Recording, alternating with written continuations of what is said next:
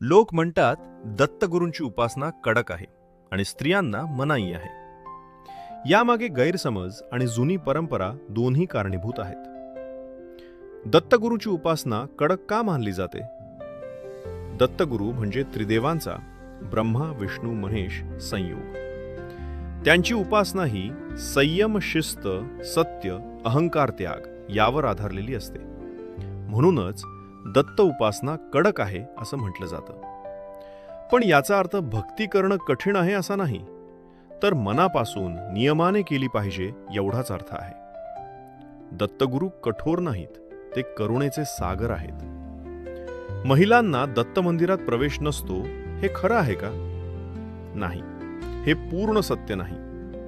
शास्त्रात कुठेही असं लिहिलेलं नाही की महिलांना दत्तगुरूची पूजा किंवा दर्शन निषिद्ध आहे.